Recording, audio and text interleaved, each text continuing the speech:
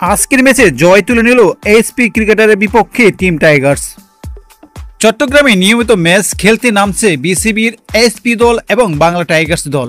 আজকের ম্যাচটি ছিল অবশ্য টি-20 ম্যাচ। 32 রানে জয় তুলে নিয়েছে টিম টাইগার্স।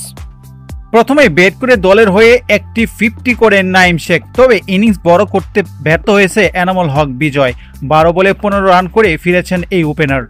নাঈম 48 বলে 4 বাউন্ডারিতে একটি ছক্কায় 57 রান করেন। টাইগার্স দল মূলত 166 রান করে ইয়াসির আলী রাব্বি ও আশিকুর রহমান শিবলির জন্য। 19 বলে 4 বাউন্ডারি 1 ছক্কায় 34 রান করেছেন রাব্বি। শিবলি অপরাজিত ছিলেন 17 বলে 36 রান করে। 166 রানের লক্ষ্যে খেলতে নেমে জিসান আলম ভালো শুরু করেন। দ্রুত প্যাভিলিয়নে ফেরেন তানজিদ হাসান তামিম। নাসিমের বলে আউট হওয়ার আগে 11 বলে 7 রান করেন। জিসান আউট হওয়ার আগে করেন 18 বলে 26 রান। দ্রুত ফিরেন হাবিবুর রহমান সোহানো। আফিফ হোসেন ধ্রুব 40 বলে 37 রান করেন।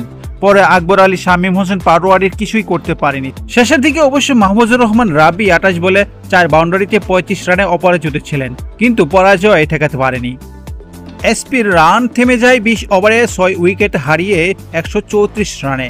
টাইগার্সের হয়ে 2 উইকেট নিয়েছে নাসুম খালেদ ও সাইফুদ্দিনরা। 32 রানে হেরে যায় টাইগার্সের কাছে এসপি দল। ক্রিকেটীয় সব ধরনের খবর পেতে চ্যানেলটির পাশে থাকবেন। আল্লাহ হাফেজ।